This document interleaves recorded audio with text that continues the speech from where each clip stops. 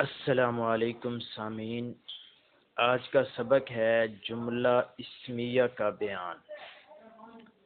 سب سے پہلے اس کی تعریف پڑھتے ہیں۔ جو جملہ مبتدا اور خبر سے مرکب ہو اسے جملہ اسمیہ کہتے ہیں۔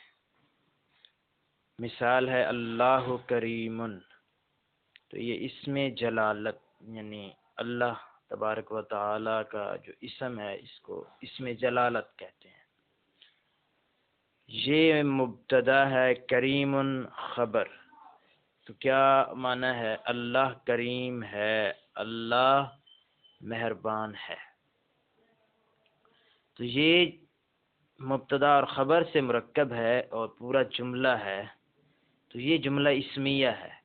جملہ اسمیہ وہ جملہ ہوتا ہے جو مبتدا اور خبر سے مرکب ہو اور اس کا پہلا جز اسم ہو۔ تو اس میں پہلا جز بھی اسم ہے، جیسا کہ آپ سامنے دیکھ رہے ہیں، اللہ اسم ہے، اسم جلالت۔ اب اس کے بارے میں کچھ قواعد ہیں۔ سب سے پہلا قاعدہ ہے، جس اسم پر لفظاً کوئی عامل نہ ہو وہ اگر مسند الیہ ہو تو اسے مبتدا، اور مسند ہو تو اسے مبتدا کی خبر کہتے ہیں۔ یہ دونوں ہمیشہ مرفوع ہوتے ہیں۔ یعنی پہلا قاعدہ یہ ہے کہ مبتدا اور خبر دونوں مرفوع ہوتے ہیں۔ مثال ہے اللہ غنی، تو اس میں جلالت یہ بھی مرفوع ہے، غنی اس کی خبر ہے، یہ بھی مرفوع ہے۔ تو پہلا قاعدہ یہ ہوا کہ جملہ اسمیہ کے دو جز مبتدا اور خبر، اور دونوں مرفوع ہوتے ہیں اور ان سے پہلے کوئی لفظی عامل بھی نہیں ہوتا۔ لفظی عامل ہم اگلے اسباق میں پڑھیں گے۔ مبتدا معرفہ یا نکرہ مخصوصہ ہوتا ہے۔ مبتدا کے لیے ضروری ہے کہ وہ معرفہ ہو یا کم از کم نکرہ مخصوصہ ہو۔ نکرہ مخصوصہ وہ ہوتا ہے کلمہ نکرہ ہو اگر اس کی ایک اور نکرہ کی طرف اضافت کر دی جائے۔ ایک کلمہ نکرہ ہو اور اس کے ساتھ صفت لگائی جائے تو وہ نکرہ مخصوصہ بن جاتا ہے، عام نکرہ نہیں رہتا بلکہ نکرہ مخصوصہ بن جاتا ہے۔ تو ضروری ہے کہ مبتدا معرفہ ہو یا نکرہ مخصوصہ ہو، اور خبر عموماً نکرہ ہوتی ہے۔ اگر خبر معرف باللام ہو تو کبھی ان کے درمیان ایک ضمیر بھی آتی ہے جسے ضمیر فصل کہتے ہیں۔ جیسے مثال میں آپ دیکھیں، اللہ هو الرزاق۔ غور کریں، اس میں ہم دیکھیں گے کہ ہم نے پڑھا ہے کہ مبتدا یعنی مسند الیہ اسم ہے تو اس کا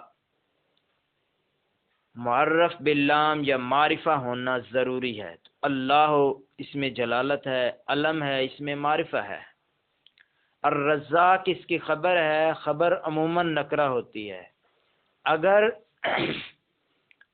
معرفہ ہو یعنی معرف باللام ہو تو مبتدا اور خبر کے درمیان ضمیر لگائی جاتی ہے کبھی کبھی، تو یہاں لگائی گئی اللہ الرزاق کے درمیان ہوا لگائے گی۔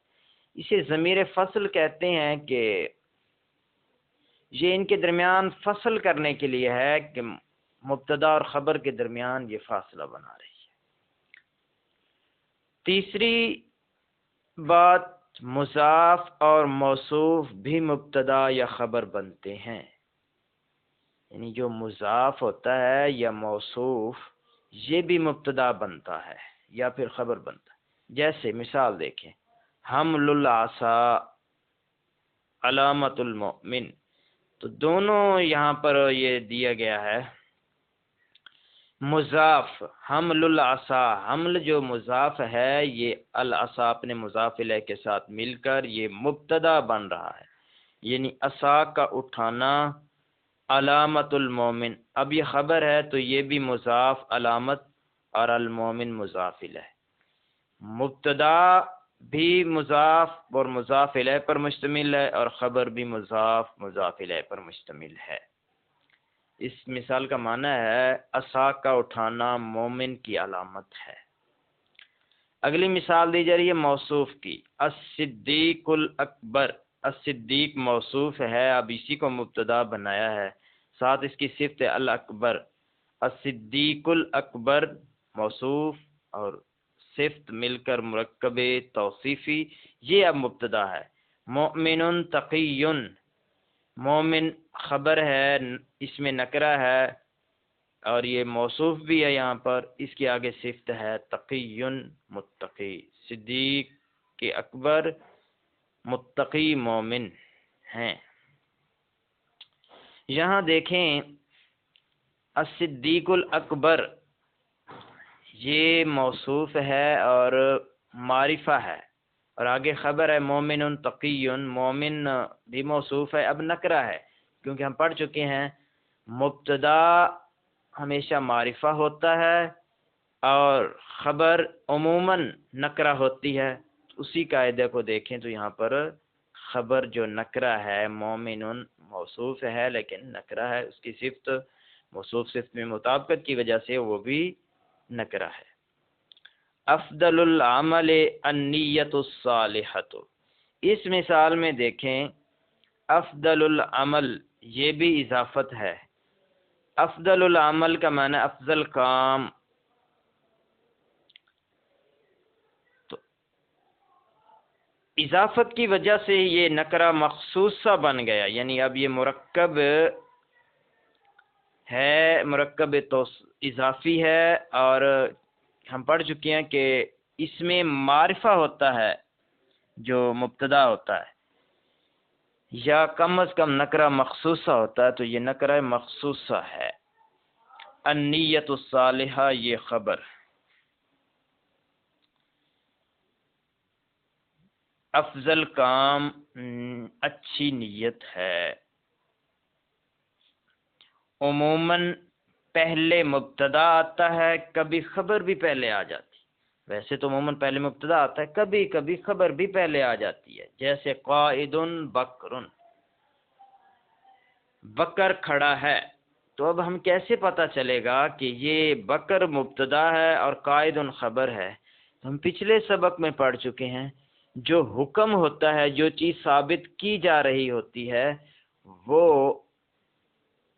مسند ہوتا ہے اور مسند ہی خبر بنتا ہے۔ تو قائد کا معنی ہے کھڑا ہے، بیٹھا ہے، قائد بیٹھا ہے، تو یہ اب مسند الیہ تو نہیں بن سکتا، تو یہ مسند ہے اور مسند ہی خبر ہوتا ہے، تو قائد خبر ہے، بکر اس کے بعد جو ہے وہ اسم علم ہے، معرفہ ہے، یہ مبتدا ہے۔ تو کبھی کبھی خبر پہلے بھی آ جاتی ہے اور مبتدا بعد میں بھی ہوتا ہے۔ پانچویں بات یہاں پر ہے خبر مفرد ہو تو مذکر، مؤنث، واحد، مثنی اور مجموع ہونے میں مبتدا کے مطابق، جس طرح مرکب توصیفی میں ہم نے مطابقت پڑھی تھی کہ اگر موصوف واحد ہے، مفرد ہے، تو اس کی صفت بھی مفرد، موصوف تثنیہ ہے تو اس کی صفت بھی تثنیہ، موصوف جمع ہے تو صفت بھی جمع۔ اس میں بھی ایسے ہوتا ہے، اگر مبتدا مفرد ہو تو اس کی خبر بھی مفرد۔ مثال میں دیکھیں زید مفرد ہے، اس کی اب خبر عالم مفرد ہے۔ عائشہ تو مفرد کلمہ ہے، اس کی خبر ہے عالمۃ، یہ بھی مفرد کلمہ ہے۔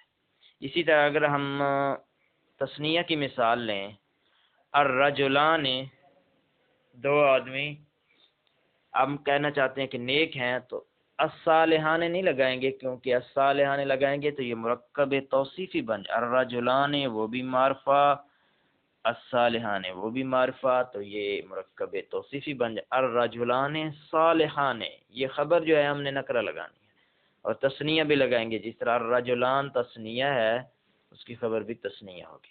اسی طرح الطلاب طالب علم بیٹھے ہیں تو قائدون کہیں گے، القائدون نہیں کہیں گے، یہ پھر مرکب توصیفی بن جائے گا۔ یعنی ایک فرق بھی سمجھ لیں، مرکب توصیفی وہ ہے کہ جس میں مطابقت ضروری ہے موصوف صفت میں تعریف و تنکیر کے لحاظ سے، اور جملہ اسمیہ یا جو جملہ ہوتا ہے اس میں مطابقت ضروری نہیں ہوتی، بلکہ مبتدا معرفہ ہو تو خبر عموماً نکرہ ہوتی ہے۔ اگلی بات ہے، خبر اگر جملہ ہو تو عموماً اس میں مبتدا کے مطابق ایک ضمیر ہوگی۔ کبھی ایسا بھی ہوتا ہے کہ مبتدا کے بعد جو خبر ہے وہ پورا جملہ ہوتی ہے۔ مثال دیکھیں، زید جاء، زید آیا، زید اس میں مبتدا ہے، جاء خبر ہے۔ اب جاء آپ کہیں گے ایک کلمہ ہے، نہیں، جب بھی فعل ہو اس کے ساتھ ایک ضمیر ہوتی ہے، اس کا فاعل بھی ہوتا ہے، تو فعل اور فاعل مل کر ایک پورا جملہ بنتے ہیں۔ اب یہ پورا جملہ خبر ہے، زید مبتدا ہے، جاء خبر ہے اور یہ جملہ ہے، تو کبھی خبر پورا جملہ بھی ہوتی ہے۔ ہندن ہی زکیتن، ہندن مبتدا ہے، ہی زکیتن، ہی پھر مبتدا ہے، زکیتن اس کی خبر ہے، مبتدا خبر مل کر جملہ، اور پھر یہ پورا جملہ مل کر پھر یہ اب ہندن کی خبر ہے۔ تو کیا پتہ چلا کہ خبر اگر جملہ ہو تو اس میں ایک ضمیر ہوتی ہے، جیسے ہندن مبتدا ہے یا زکیتن یہ خبر ہے اور جملہ ہے تو اس میں ضمیر ہے ہے یا۔